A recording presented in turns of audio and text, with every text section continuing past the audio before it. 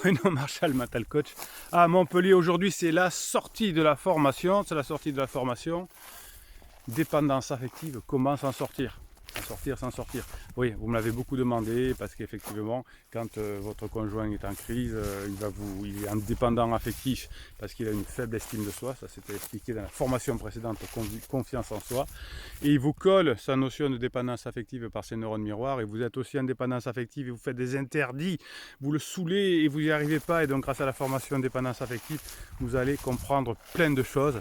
Les processus opérants, vous allez voir que pourquoi quand on tombe accro de quelqu'un, on tombe accro de son mari qui ne veut plus nous voir, ou on tombe accro de son pansement. Je vous explique tout ça dans la dépendance affective, c'est aujourd'hui. Ben, vous avez le lien qui est dessous, descriptif, et aujourd'hui on va parler des questions. Est-ce qu'il faut répondre aux questions? Vous savez qu'on a un bug psychologique depuis l'enfance, c'est que quand on nous pose une question, on a tendance à vouloir y répondre. Si vous voulez relancer une conversation à la fin d'un texto, à la fin pendant une conversation téléphonique ou face à face, si vous posez une question à quelqu'un, il va avoir tendance à y répondre. Et c'est là que ça peut s'abîmer la relation. Parce que je pose une question à quelqu'un et il n'a pas la réponse. Mais comme il y a le biais de quand on me pose une question et j'ai envie d'y répondre, il va répondre ce qui lui passe par la tête, c'est rien de réfléchi, c'est souvent émotionnel. Et c'est comme ça qu'arrivent souvent les conflits. Où t'étais où? Je sais pas, j'ai pas envie de le dire, je sais pas. Et donc je vais inventer un truc qui pue, comme on dit, et ça va entraîner un conflit. Ou je vais dire, qu'est-ce que tu ferais à ma place? Mon conjoint me trompe, qu'est-ce que tu ferais à ma place? Alors la personne ne sait rien, elle n'a aucune formation là-dessus, elle ne connaît pas le dossier. Comme vous lui avez posé une question, elle va répondre. Et donc elle va vous raconter une bêtise parce que elle va dire un peu ce qui lui passe par la tête, c'est-à-dire un truc un peu éculé, oui, t'as qu'à le mettre de corps, te laisse pas faire, c'est pas normal. Et vous allez prendre cette énergie négative et ça va vous perturber encore plus, alors que notamment quand votre conjoint est en crise, il faut avoir une super énergie pour lutter contre la crise, parce que c'est compliqué, c'est lourd, ils sont lourds les personnes en crise. Ils sont lourds avec leurs conjoints, ils sont lourds avec leurs patrons, avec leurs enfants. Donc c'est pour ça qu'on a notre motivation du matin ici, puis la communauté qui vous aide, et puis les coachings avec les 15 jours de suivi pour redonner très régulièrement des coups de patate, parce que c'est dur. Donc si vous posez des questions à des personnes qui n'ont pas de réponse, ils vont vous donner une réponse, et vous allez peut-être qui ne va effectivement pas vous satisfaire, parce que la personne n'est pas spécialiste, et donc vous allez rentrer en conflit avec elle. Dans le cas contraire, est-ce qu'on est obligé de répondre à une question que l'on nous pose et où on n'a pas la réponse? Eh bien non. On n'est pas victime du biais cognitif. Les personnes qui, par exemple, sont en crise vont parfois vous poser des questions. Oui, mais comment on fait pour le divorce? Comment faire pour la maison? Donc, ils n'en savent rien, bien évidemment. Et ils vous posent une question en brûle pour point, vous n'avez pas envie de répondre, ce n'est pas votre objectif. Et là, ça devient galère. Souvent, on me dit, mon mari, ma femme m'a posé cette question. Qu'est-ce que je peux répondre? Des fois, on dit, j'ai rien à te répondre. Qu'est-ce que tu veux que je te dise? On n'est pas, vous savez, dans les interviews de journalistes et de politiques, par exemple, je forme aussi des politiques, je leur dis, des fois vous n'avez pas de réponse, vous dites, je ne suis pas obligé de répondre à la question.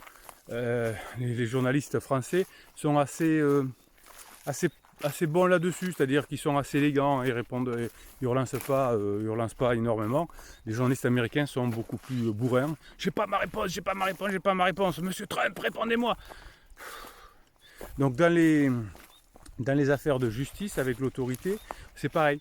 Avec la police, on a des questions et comme il y a une autorité, on a l'impression qu'on est obligé de répondre. Mais des fois, on n'a rien à répondre. Je ne sais pas quoi vous dire. Je sais pas, j'ai pas de réponse. Et ça, c'est être adulte. Ça, c'est être fort. La question, elle est vite répondue, comme dit notre ami Jean-Pierre. Oui, des fois, j'ai pas de réponse. Donc, attention de ne pas tomber dans ce piège-là, motivation du matin. Quand on vous pose une question, vous n'êtes pas obligé d'y répondre. Et il faut accepter aussi, ça c'est être adulte, c'est dans la formation être adulte, que lorsque vous posez une question, que peut-être la personne a le droit de ne pas vous répondre. Aux États-Unis, tiens, il y a le truc, vous pouvez garder le silence, l'avocat. Oui, là c'est un peu aussi ça, c'est vous avez le droit de poser une question à votre conjoint et votre patron, il peut ne pas vous répondre, il peut vous dire non, j'ai pas de réponse à t'apporter. C'est pas parce qu'on pose une question qu'on attend une réponse. Ok, c'est pas parce qu'on envoie un texto que l'on attend une réponse. Hein. L'acte, c'est d'envoyer un texto, c'est pas forcément attendre une réponse. Alors on peut poser une question, on peut espérer que la personne y réponde, mais être adulte, c'est prendre l'autre pas comme un objet mais comme un sujet. Donc si vous imposez une réponse à une question, ou si on vous impose cette réponse, ça veut dire qu'on vous prend pour un objet ou que vous prenez l'autre pour un objet. Et c'est pour ça qu'il y a des conflits. C'est pour ça qu'il y a des divorces, c'est pour ça qu'il y a des crises existentielles.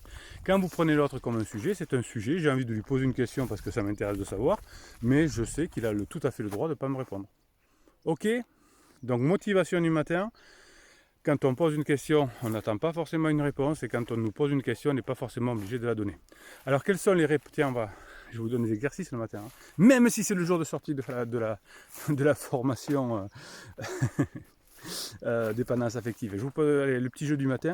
Quelles sont les réponses auxquelles vous n'avez pas envie de répondre? Quelles sont les réponses auxquelles vous n'avez pas envie de répondre? Voilà. Je vais vous faire une demande, vous n'êtes pas obligé d'accepter, mais c'est bien, bien quand même. C'est le pouce en l'air, parce que le pouce en l'air va permettre à YouTube de proposer cette vidéo à plein d'autres personnes qui vont le souhaiter, qui se posent des questions sur est-ce que je dois répondre à des questions, etc.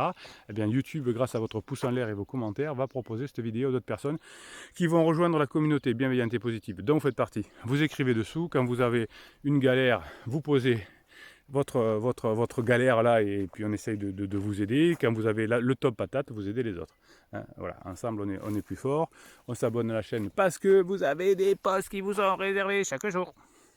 Vous avez des posts qui vous sont réservés chaque jour. Bruno, on se calme.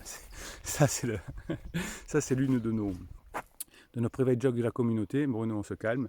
Bruno, au taquet. Ah tiens, je l'ai le taquet là aujourd'hui. Ça, c'est un autre taquet que d'habitude, mais celui-là, je l'ai aujourd'hui. C'est parce que c'est la formation qui sort aujourd'hui. Je suis au taquet. J'ai passé la nuit à finaliser pour que vous puissiez l'avoir à minuit. Hein.